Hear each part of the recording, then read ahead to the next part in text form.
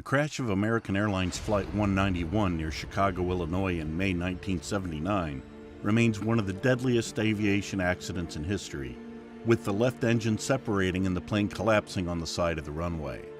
On board, 273 people were killed in the crash.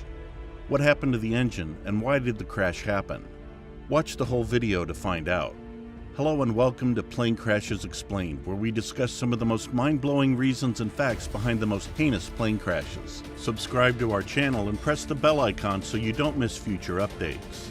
Without further ado, let's get straight into this. The McDonnell Douglas DC-10 operating this flight was taking off from runway 32R on the afternoon of May 25, 1979, when its left engine detached, causing a loss of control, and it crashed less than a mile from the end of the runway.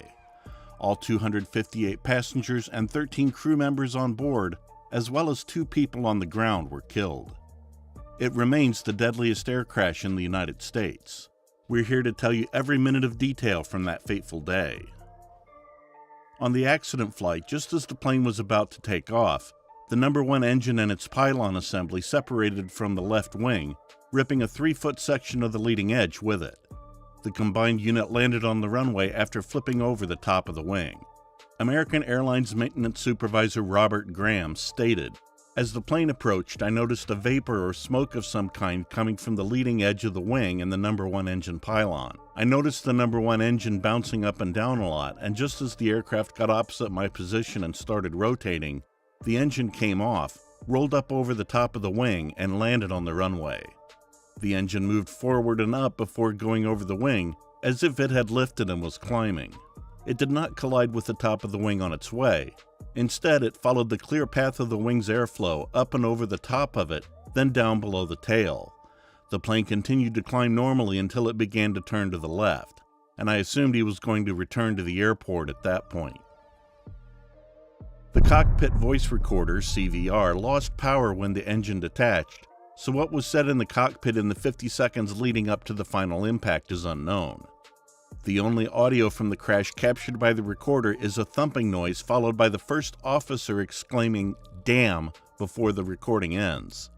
This could also explain why air traffic control could not radio the crew and inform them that they had lost an engine. The loss of power did, however, help the investigation by indicating which circuit in the DC-10's extensive electrical system had failed.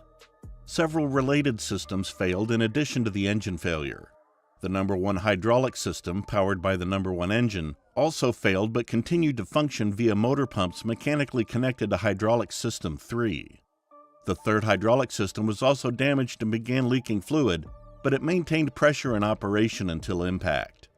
Hydraulic system number 2 was unharmed.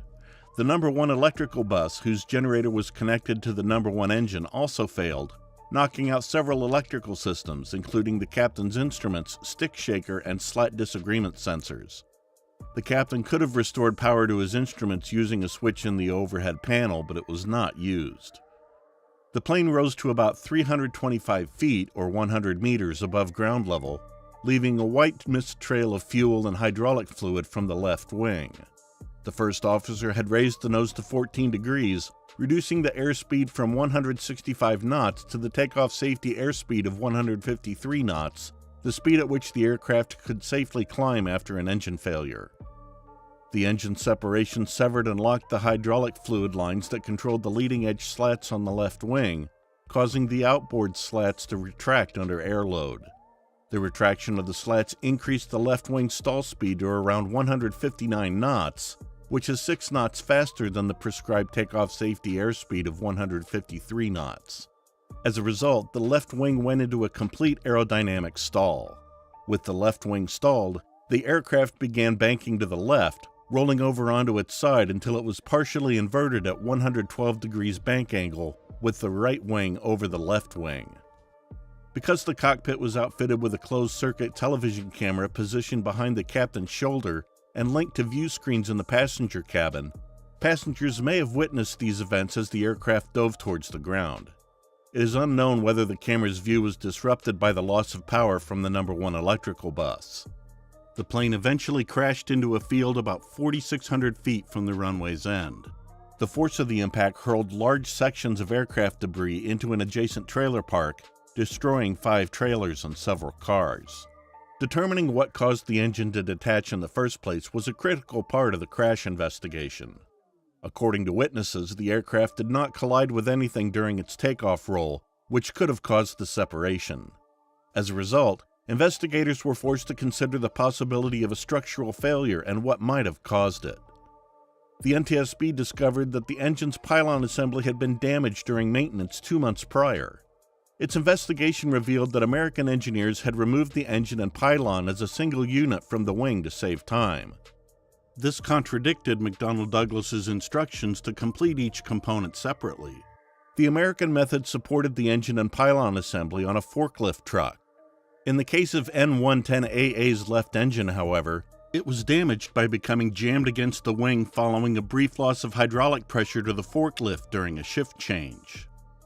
This damage progressed to fatigue cracking, which worsened with each takeoff and landing. This culminated on May 25th, resulting in the engine's separation and subsequent crash. The crash of Flight 191 prompted harsh media criticism of the DC-10's safety and design. The DC-10 was involved in 2 accidents involving its cargo doors, American Airlines Flight 96 in 1972 and Turkish Airlines Flight 981 in 1974.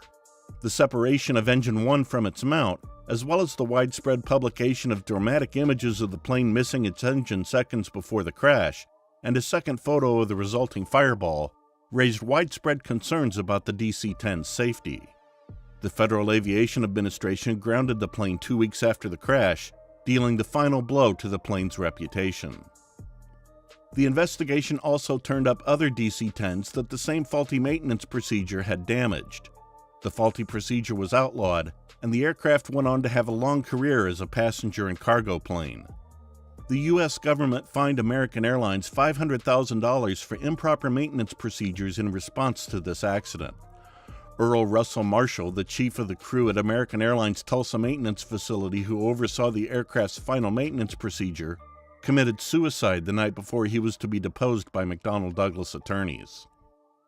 Following the grounding, the FAA formed a safety panel under the auspices of the National Academy of Sciences to assess the design of the DC-10 and the regulatory system in general in the United States.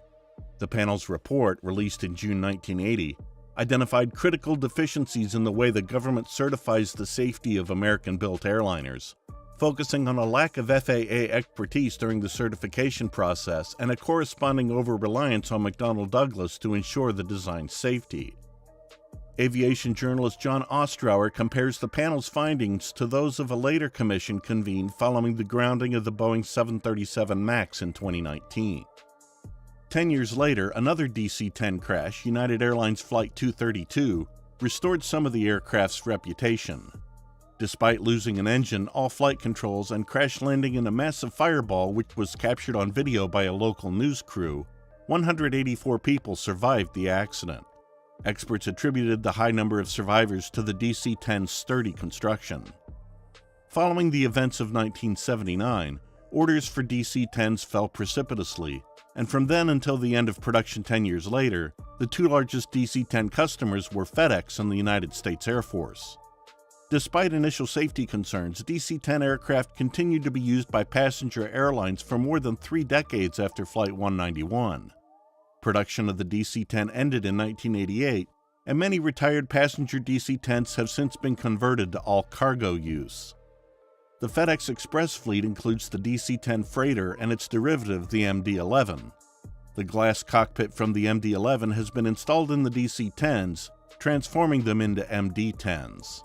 It is as they say, one man's negligence leads to disasters, and that's exactly what happened with Flight 191.